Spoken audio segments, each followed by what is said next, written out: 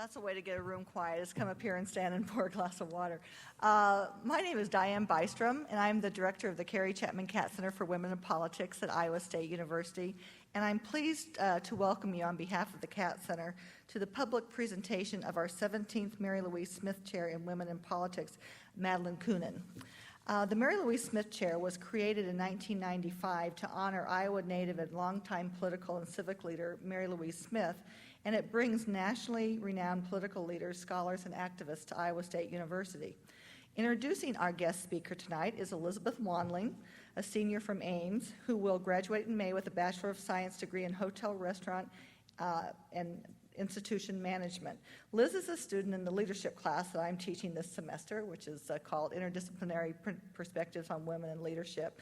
The class is conducting a survey on Iowa women's political ambition. We actually had that question earlier about why women aren't elected in bigger numbers in Iowa, so I'm hoping my class will find out. But they're doing a study on Iowa women's political ambition, and they're currently analyzing their results and finishing their paper. In addition to studying women's leadership, Liz has served in a number of leadership positions at Iowa State, including serving as her sorority co-chair for Homecoming, Greek Week, and Moms and Dads Weekends, and she also serves on the executive committee of the Youth and Shelter Services of Ames. Please welcome Liz Wanling.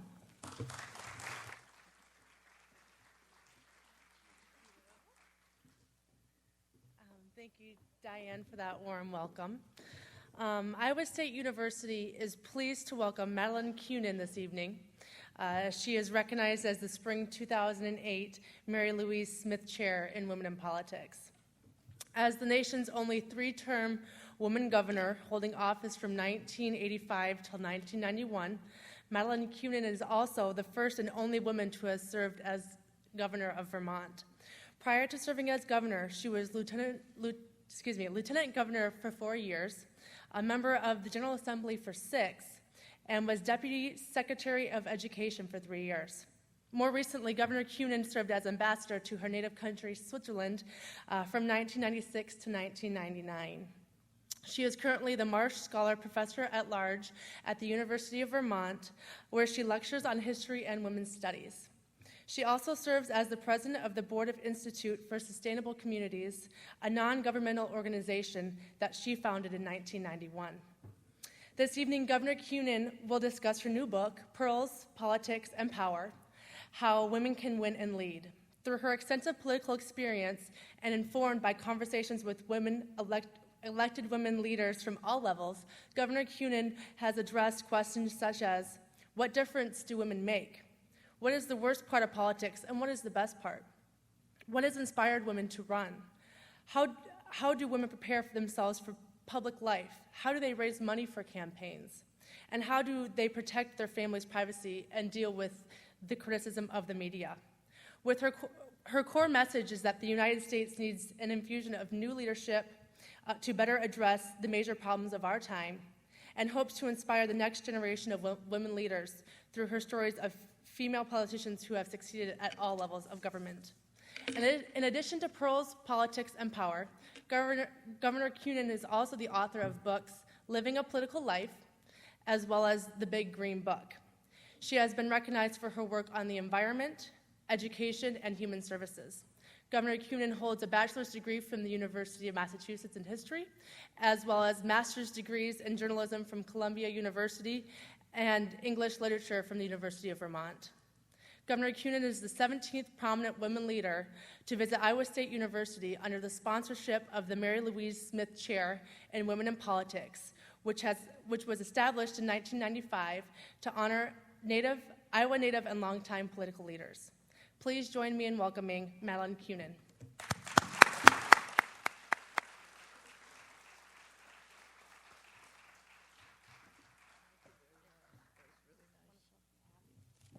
Well, thank you, Liz. Thank you. It's nice to be introduced by a new woman leader and to follow that tradition. It's also a special honor to be here for the Mary Louise Smith Chair lecture, and I almost feel as if I know her. I saw her on television sometimes in the 70s, and I understand she's the only major party national chair at her time and since. So Iowans do make history for women. It is also very nostalgic to be connected to the Carrie Chapman Catt Center. And I congratulate the university for recognizing these pioneer women who really paved the way for people like me. And also that you're educating the next generation in the history of women, not only in Iowa, but in this country. Because I have a strong belief, as you know, that we have to know the past in order to forge ahead. It's also nice to be in Iowa, where I have met in the past and have known Bonnie Campbell, who was your Attorney General and ran for governor, and Roxanne Conlon and Elaine Baxter. So if you meet any of them, give them my regards, because they were strong women and are still in their own right. And, you know, as has been noted, Iowa is one of few states that has not elected a woman to Congress or a woman as governor. But you seem to have established a tradition of women as lieutenant governors. And I understand that's been the case since 1987. Well, I have some advice for lieutenant governors. Having been one, you can shorten your title. And hopefully someday that will happen soon here. But you're about average in terms of the percentage of women in state legislatures, and I understand you do exceedingly well in women in county offices, where 36%, and that you have a very strong law. And I just met Johnny here, who was in the legislature for 20 years, who told me that it was a law that she sponsored that requires parity on boards and commissions. So obviously there's a lot of activism going on in this state, even after and before the caucuses, when most of us hear about Iowa. Well, I'm asked, you know, why did I write this book, Pearls, Politics and Power, How Women Can Win and Lead? And the simple answer is, I wrote it to pass the torch to the next generation. When I was elected governor in 1984 in Vermont, and I was noted was the first woman governor, and actually the fourth woman elected in my own right in the United States, a figure which still surprises me even as I repeat it. But I thought now the floodgates will open, and there will be a whole parade of women marching behind me. As I look over my shoulder, there are some, but you can't call it a parade. There's no drum beat, there's no band playing. But the question that I ask is why? And then I try to answer that question and move on into the future. But before I go further on that, let me just introduce myself a bit more.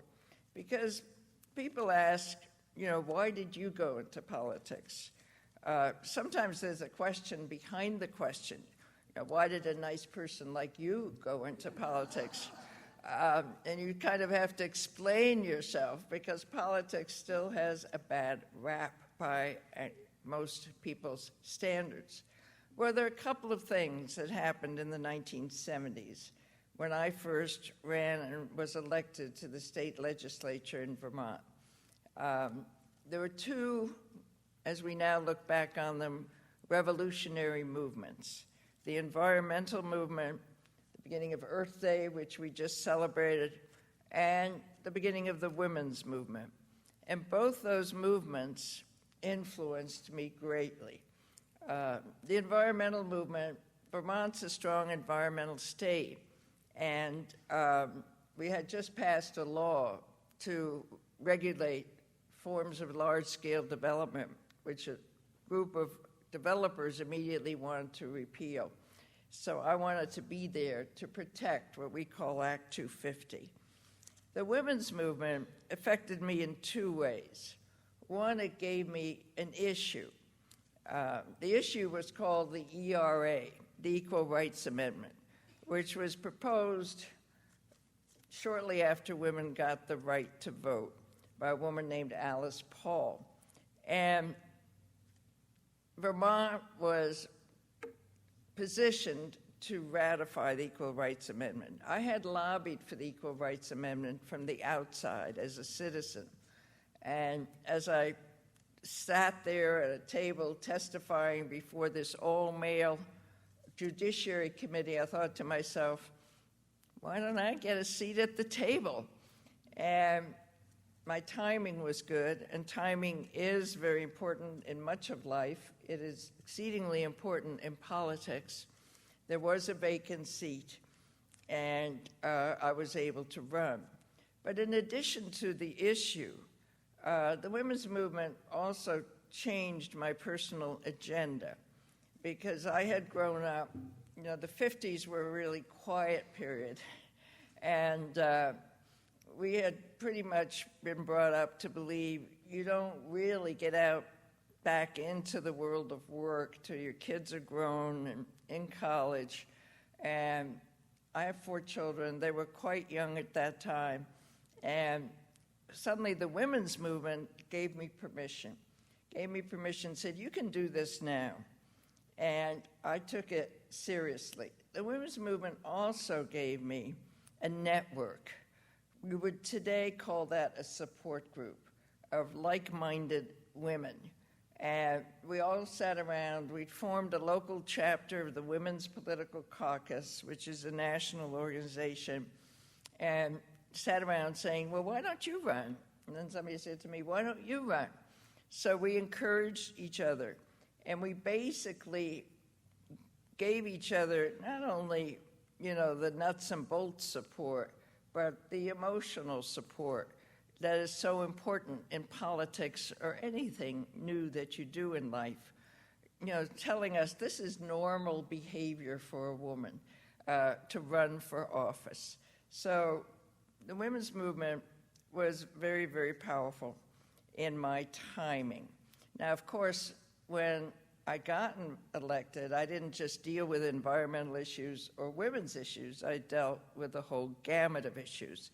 But for many people, there are certain catalysts that get people involved in politics, whether it's, one of the local things that got me involved was I lived in a neighborhood where my children had to cross a railroad track on their way to school. And I began to become, though I think I always was, a worried mother, but more so, as I wondered whether this was safe for my kids.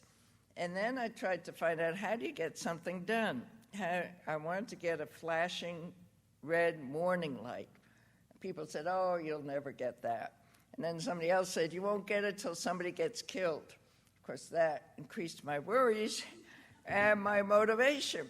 Well, to make a long story short, I found out what had to be done. I had to get petitions from the neighbors.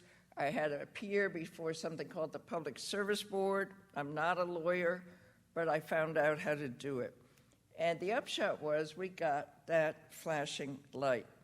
And that was important in a number of ways. One, it gave me the positive feedback that people need when they go out and do something that is slightly risky or new. Or to put it another way, it showed me you can fight City Hall and that you can actually win. Now, I didn't win everything, but I sometimes look very fondly at that light and say, maybe it's the most substantial thing I ever did. It's still there. But it gave me something else, too. It gave me a kind of organizational skill and a network of neighbors so that the following fall, I could run for the legislature. That was not my initial plan, but sometimes people don't actually plan their lives but things fall into place. I can't say it was all accidental either, because I was always a socially concerned person, and that may have been the gift of my family. Now, I was just asked by Liz a minute ago whether anybody in my family was in politics, because often when we look at politicians, we say, well, maybe it was a father, a grandfather. Nobody in my family was elected to office. I did belatedly find out that a great aunt was postmistress in Laredo, Texas. Now, you don't become postmistress in Laredo, Texas without being political. So she did something. Unfortunately, I never knew her. My grandfather in Zurich, Switzerland, ran for office, never got elected. So where does it come from? I don't know precisely, but if I go beyond the issues and try to peel off a few more layers of the onion, I can come up with two additional reasons. One is I came to this country as a child, almost 7 years old, from Switzerland at the beginning of World War II. And my mother, who was widowed at the time, and my brother and I came over because of the fear of the Holocaust. Hitler had invaded all the countries around Switzerland. That immigrant experience, some of you may have parents or grandparents or be immigrants yourselves, gives you a certain optimism about this country. And that is what my mother instilled in both of us. She said what is considered a cliche, but like most cliches, it's true. She said anything is possible in America. And this is what we imbibed with our morning cereal, that anything really was possible. Why is that important? Well, I think to be political, you need three things. And if I had a blackboard or if I knew how to do PowerPoint, I would show it to you. But if you could visualize 3 boxes, on this box over here, there is a level of anger. You're angry about the way things are. Now, that anger has to be at a moderate level, because if you're too angry, if you become red in the face and your voice rises to a shout, 2 things can happen. If you're too angry, you'll say, I can't do anything. So you just opt out of the system, and you become an observer, a bystander, and often a critic, but not a critic who will get off her or his chair to do something about the anger. Or you may become a revolutionary and say, burn the place down. Nothing is working. We got to start all over again. But if you have the right kind of anger, you can transform that anger into the next box, which is called imagination, so that you can imagine a future somewhat different from the way it exists today. You can visualize that. You have some ideas. They don't have to be specific, but just a belief and some ideas about how the world could work better, whether it's homelessness, whether it's war and peace, whatever. Then the third box requires optimism. Enough optimism to make you convinced that if you take your anger, you imagine a different future, somebody's going to listen to you. Something's going to change.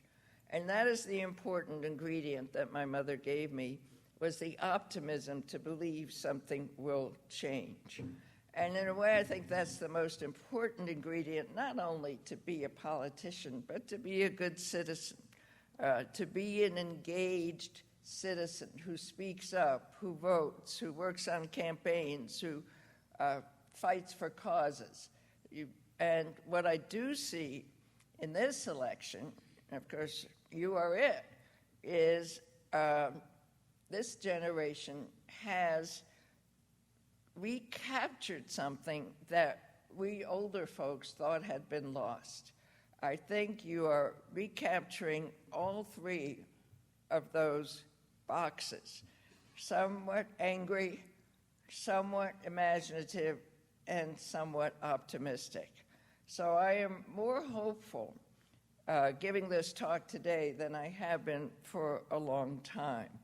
Now, my only concern, of course, is your attention span. And I hope it is long enough to stay with it, because you can't just flick channels or click channels in this. None of us gets everything we want. I mean, I didn't get that red light every day of the week in my 16 years of political office. But you do get something, and you sure get more if you're involved than if you are not. And that is how I have stayed an optimist in this system. Now, I'll peel off one more layer, which, again, I didn't think of these things consciously when I went into politics. I only thought of them as I tried to explain myself and understand myself. And it's not something you process every day of the week. Because what I began to learn, speaking of that parade that didn't take place, that it still takes something to step over the line from being a private person where you think you are safe to being a public person where you are obviously more vulnerable and subject to criticism, subject to attack, subject to a lot of things that might not be so comfortable. Well, as I said, my family left Switzerland because of fear of the Holocaust. And I think I was fortunate my immediate family was not affected, but I did lose aunts and uncle, cousins, and people I probably don't even know I lost from our extended families. So I felt a real linkage with the Holocaust experience. And at some point, I realized, especially when I was elected governor, that as a woman and as a Jewish woman, that I could do things that those who died in the Holocaust, and even those who did not, my ancestors, my grandmother, could never have done. And the fact that I lived in a privileged time and place made it incumbent on me to use my privileged position to speak out. And politics does mean speaking out. And as we know, in many countries in the world, not only is it dangerous to speak out, you can lose your life by simply expressing your opinion. And this is going on right now. In the United States, we know we are safe in expressing our opinion unless you shout fire in a crowded theater. So I felt I should do what they could not do. And this was my way of trying to establish a sort of memorial to those who died. So back to the book. I wrote some of this in my previous book, Living a Political Life. Why am I not more optimistic about the percentage of women in public life, and why is it important that they be there? Well, a lot of things have changed since I was elected governor. Maybe I'll just read you an excerpt from the introduction, which tells you the theme of the book.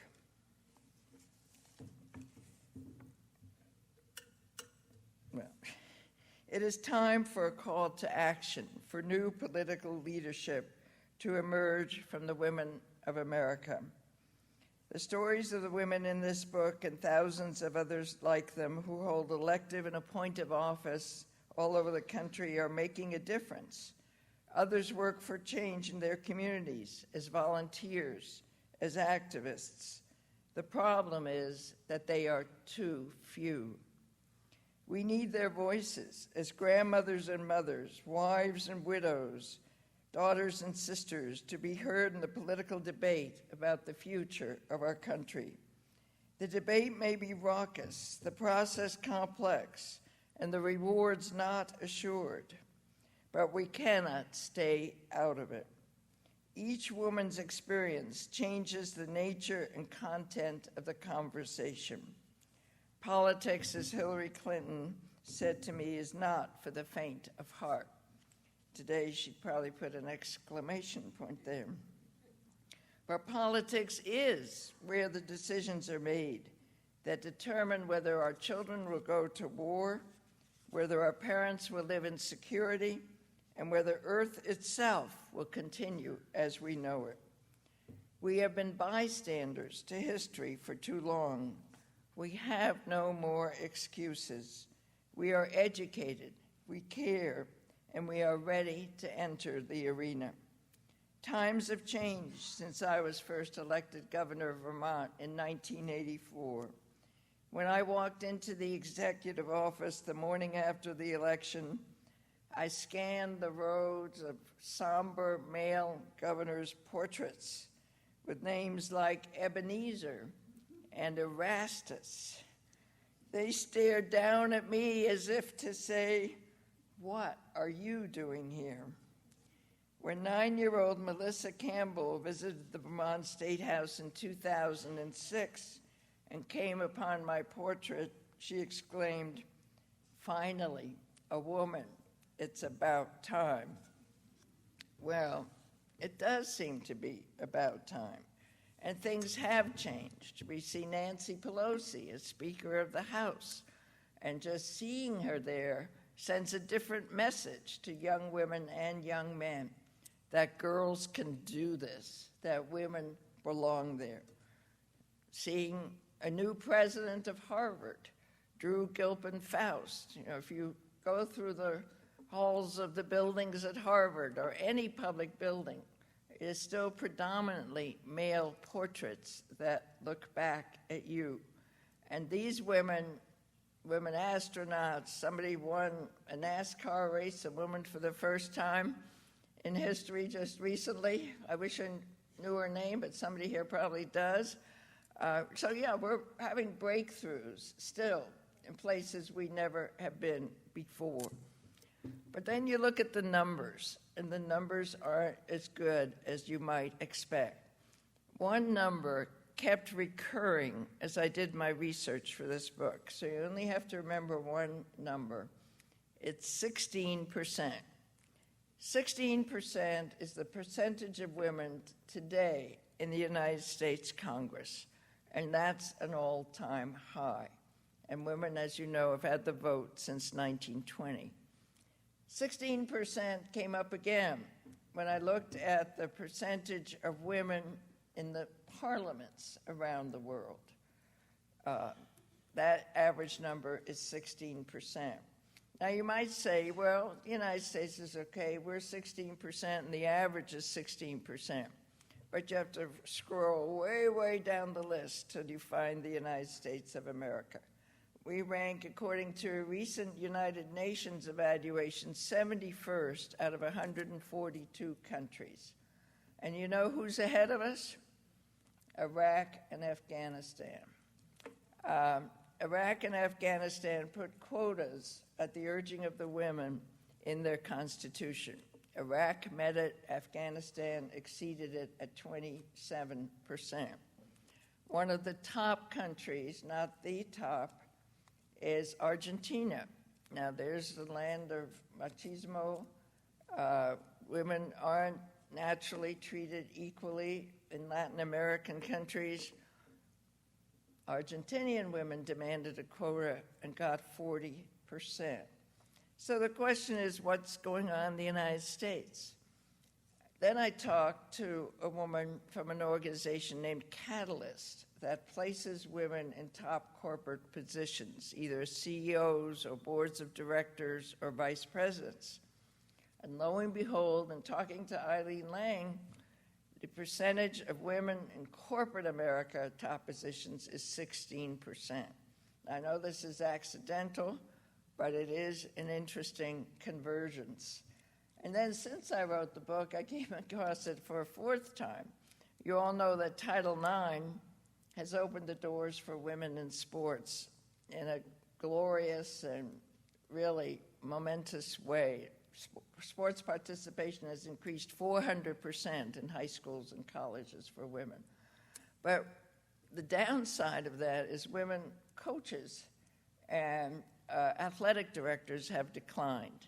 So women athletic directors are now at 16%. And that's another story, which we don't have time to go into. But you say, you know, why are we stuck there when you are the generation who is the most educated? 56% of undergraduates are women today. You've all had sports experience. Most of you have had parents who say, you can do anything.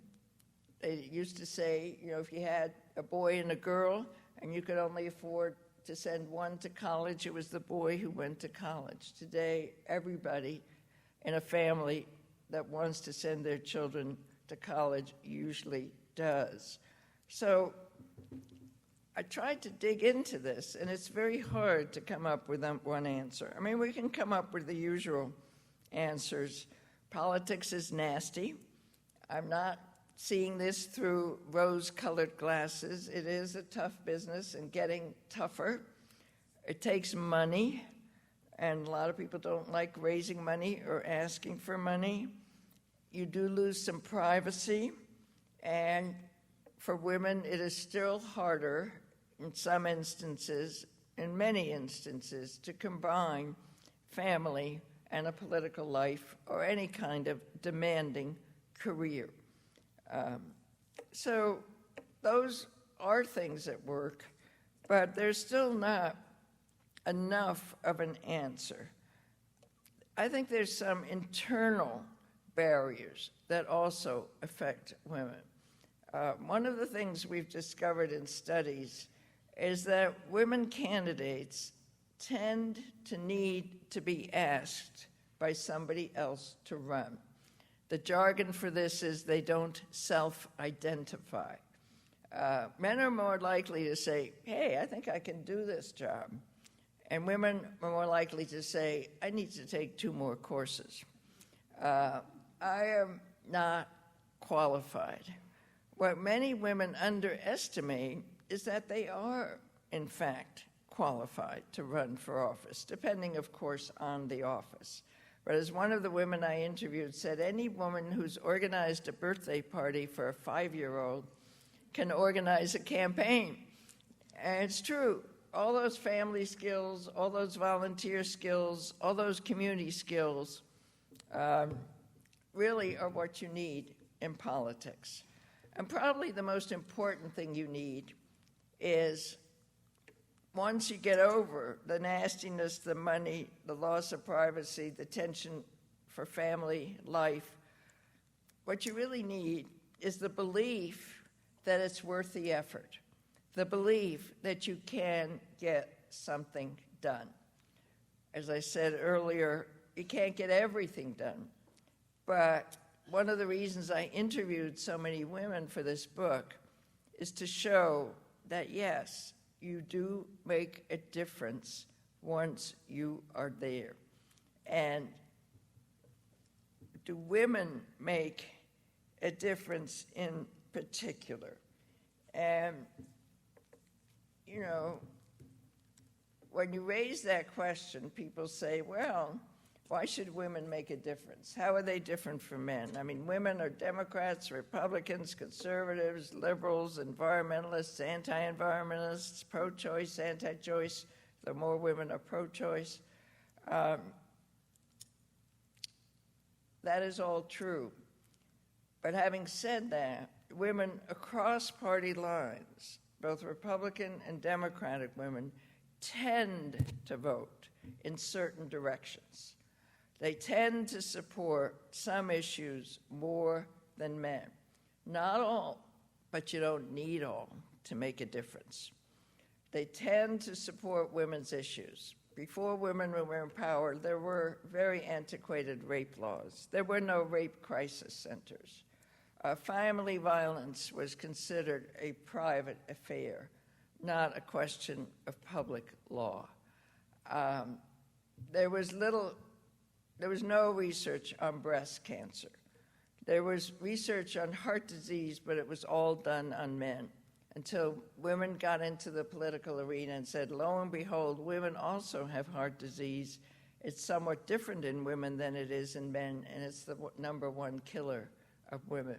So women have brought in different priorities. The one thing we all bring into politics, and everything we do in life, of course, but it's more visible in politics, we bring in our life experiences of how we see the world. And women, even in this day of greater partnership, greater sharing of responsibilities, still have slightly, somewhat different life experiences. Women are still more responsible for raising children than are men, even though more men are sharing that responsibility. Women still experience pay discrimination in a different way than a man does. Women are still more afraid to go in the parking lot late at night, afraid of being raped. So these still are somewhat different experiences that they bring into the political discussion. And let me quote a brief excerpt from a woman in the Congress. I asked, how do gender differences affect policy? Congresswoman Loretta Sanchez, Democrat of California, explained, we think in different ways. We approach things in different ways.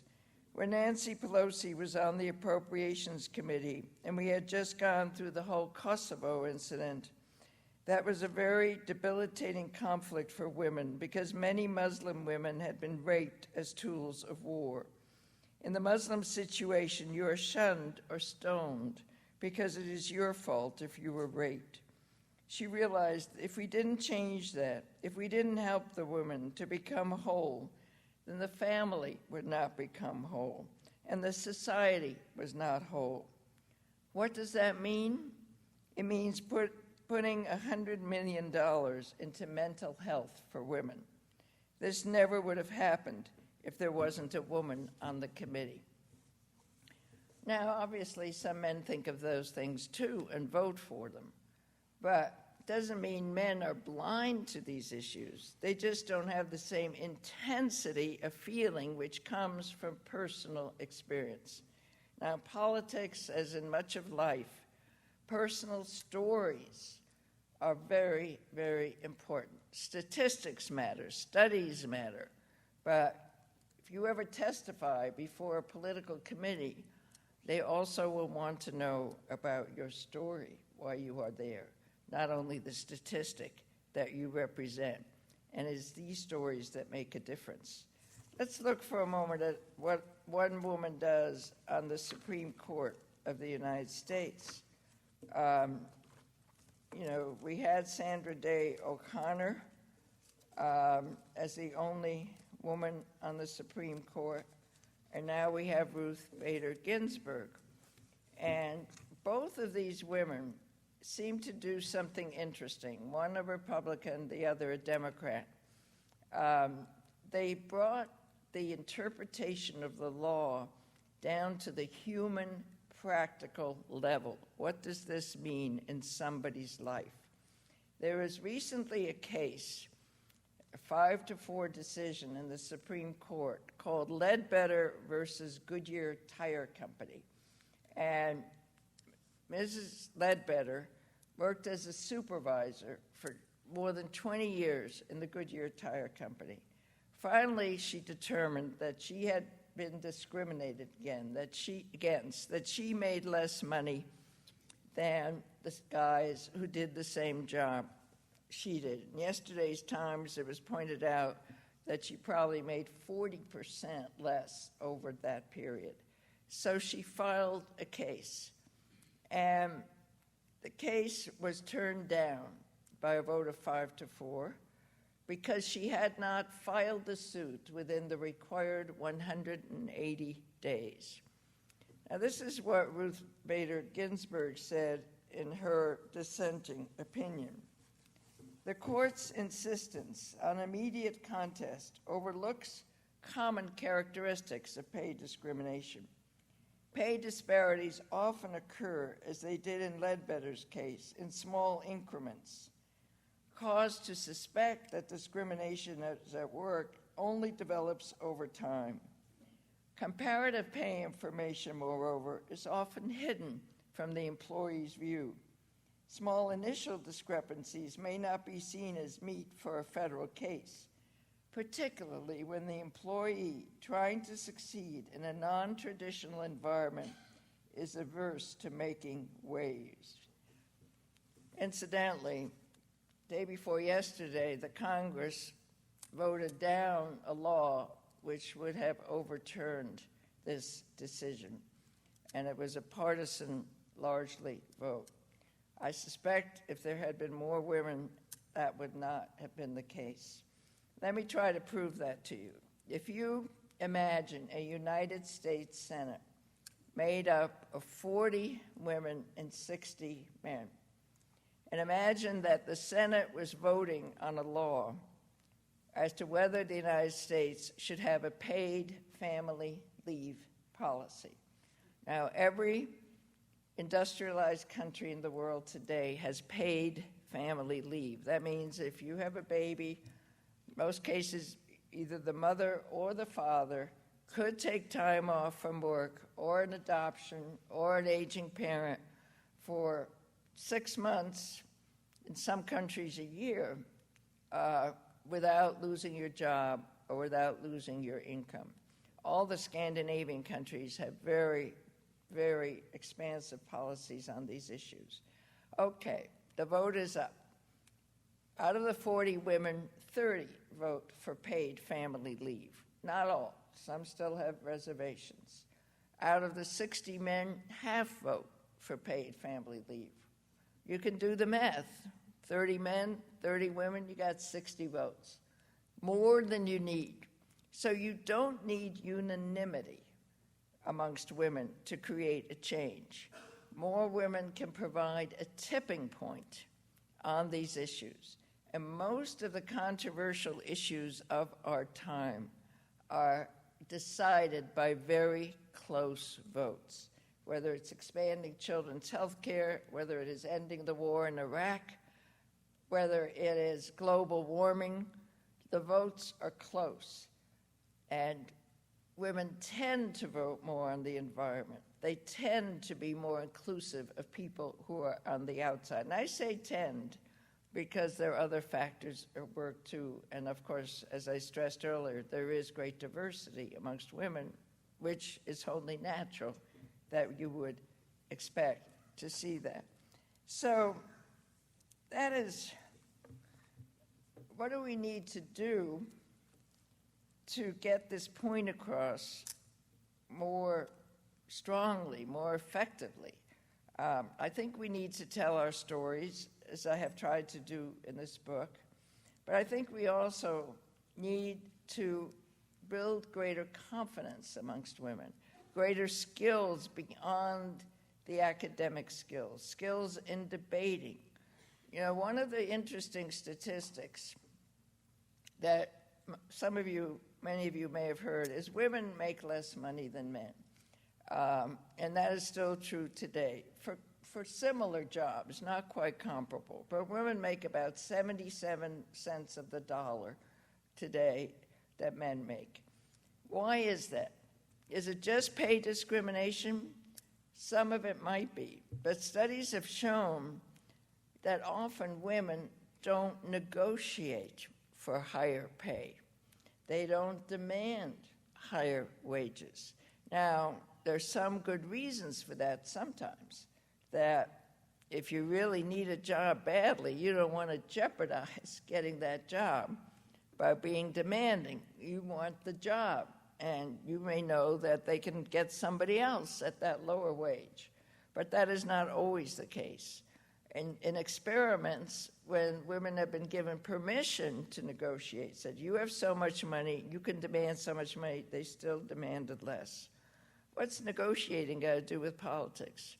It means you got to get out there and think of yourself as valuable enough to be a leader, valuable enough for somebody to vote for you. And it is this inner quality which we can't manufacture, which no course can give you. And so my answer to it is listen to your own voice. Listen to your own idealism and dreams, and don't give up on them. And also listen to your own anger and your fears. The country, this is a hard question, and I don't, unless you happen to come upon this information, can anybody guess which country has the greatest percentage of women in its parliament? Pardon me? No, but it's done well. It's actually, as I say, it's a very hard question because it's a unexpected answer. Rwanda. Rwanda's parliament has 48.8% women. And I called a senator who's serving in Rwanda, and I said, why is this happening? How can this happen? And she said, well, after the genocide, presume you're familiar with what happened in Rwanda in the genocide. 800,000 people were murdered. The women went to work to help rebuild their communities. They helped build houses. They helped unite families. And when the Constitution was written, they were insistent on having a quota of 33%. Well, as you can see, they exceeded it. And I said, well, tell me a bit more. This is so unusual. And then she finally said a sentence which I can't forget. She said, we knew we had to do this for the survival of our children. And I would suggest that we in the United States have to do this for our own future, for the survival of our children, because so much is at stake in this country. And if we are to be a viable democracy, to have a government which expresses and reflects not only some people's views and concerns, but all people's views, then we have to take the risks to participate. And my wish and my hope is that within your enthusiasm for this campaign, in this election season, some of you will take the next step, either to run for office or help somebody else run, which is equally important, to support somebody, to back them up, not just with money, but by telling them you're doing the right thing, and I'm going to work for you. That's how the statistics will change. If we work together, if we have a campaign not only for women, but we don't have enough African Americans in the political system. We don't have enough Hispanics in the system. We don't have a lot of people in the system who are now left out. And it will take a determined revival of democracy to be the kind of government we really must become.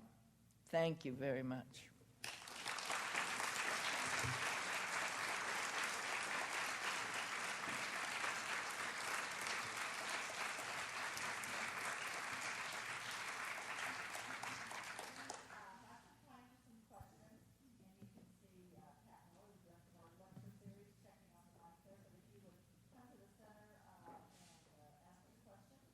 I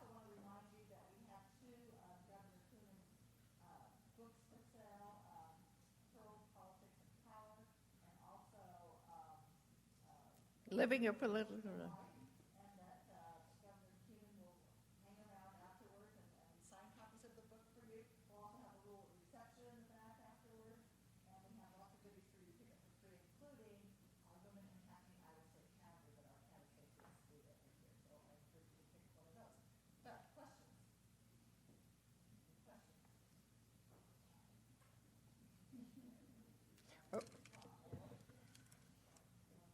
Well, maybe I'll repeat a question that I was asked at dinner. I was asked, what advice do you have for somebody who's thinking of getting involved in politics? And, as far as academia, I mean, in college, it's a great place to practice. It's a pretty safe environment. So I would practice your leadership skills, run for something, organize a campaign. I mean, there are lots of political activities on campuses these days. And the courses, I majored in history, which I still think is a pretty good major. I also got a master's degree in English and in journalism. Use everything. If I did it all over again, I probably would get a law degree, but it's not essential. I might also have studied more economics, which I think is helpful. But you really use everything you've got. And the biggest thing is to keep on learning, to be curious, and to be able to relate to people. Because you're dealing with contemporary things. You're not dealing with history, mostly. Except history teaches you how the world has worked and may help teach you how it can work again. Well, thank you. Is there a question? A question, all right. In your talk tonight, you mentioned appeals to duty and responsibility to serve the community and speak for those who weren't able to be engaged. And you also spoke about working for the future and for your children. When you interviewed individuals, did you talk about ambition? Because that's one of those kind of critical issues that we talk about as a gender issue, and so I wonder what you found out. Well, as you know from your question, women don't like the word ambition. And one of the things that is thrown at women very often is they are too ambitious. And we see this, I remember early in this campaign when a man named David Geffen, who has supported the Clintons, was supporting Obama and was interviewed by a columnist named Maureen Dowd as to why. And he said, is she ambitious? If Hillary's anything, she's ambitious. And it's obviously a pejorative, a criticism. So you have to be ambitious. And you have to face the word. And there's nothing wrong with either ambition or power. I have a comfortable definition of power, and you're free to use it. I think it is important to have the power to empower others. And that is really what politics does for you.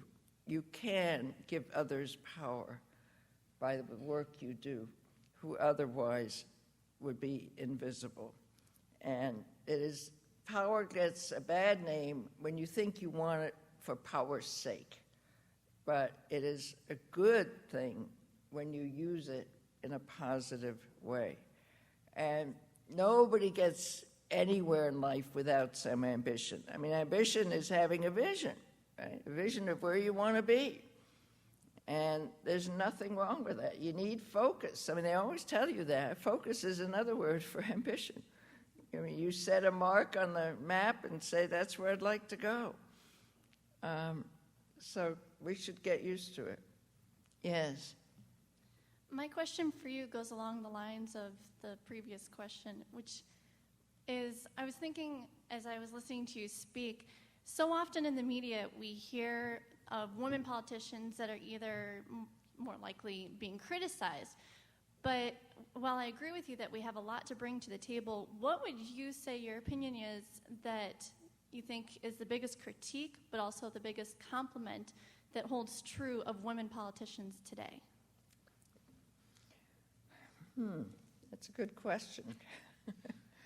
Well, things are changing. I mean, the biggest critique of politicians today is the role that money is playing, and that role of money is related to the influence of special interests that are impacting the system.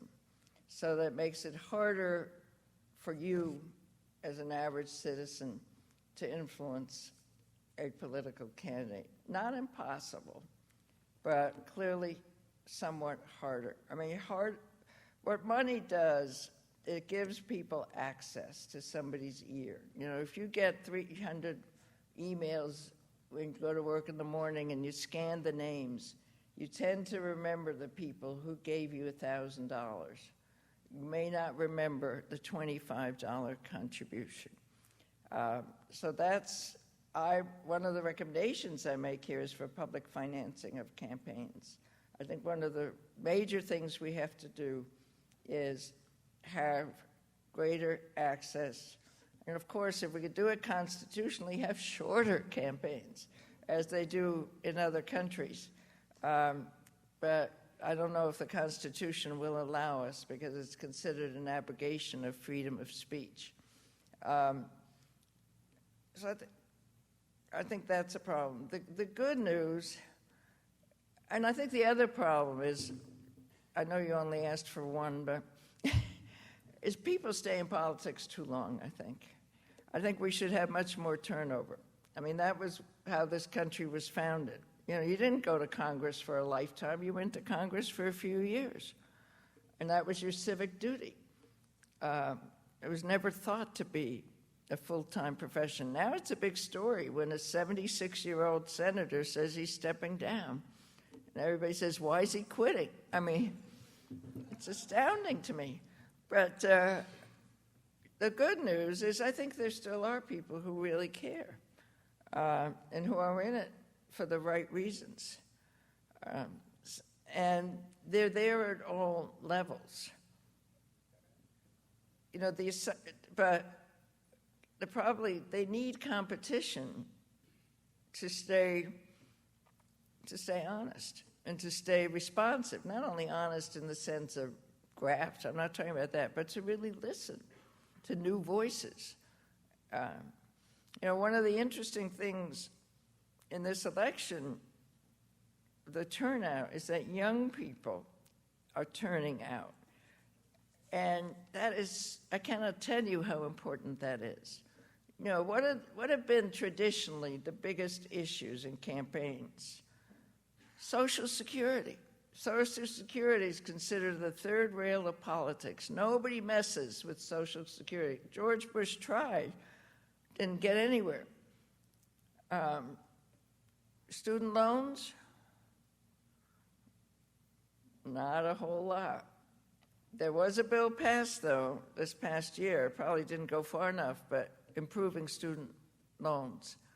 But if young people really got out there in their full complement that they exist in the population, student loans would be as important as Social Security. But you have to listen to these new voices. And you know, one of my former students, and I'll end with this, ran for the legislature. She's the youngest person in the Vermont legislature. She's bringing in perspectives and ideas that none of the others think about. I mean, it's not just that she's a woman, it's that she's a young woman. And a young man would do that too. So that's what's so important, to keep. And a friend of hers, who was head of the Student Government Association at the University of Vermont, is now running for the legislature as well. And the people she's running against are shocked. How can she do this? I mean, they've been very comfortable in their positions, and they're liberals. They're not conservatives, and she's running as a Democrat. So you need this competition to keep people alert. So that's why I go back to my original theme. Get involved. Don't be a bystander. Don't look back 10 years, 20 years, and say, I wish I had. I wish I had taken the chance. Do it now. We need you. Thank you.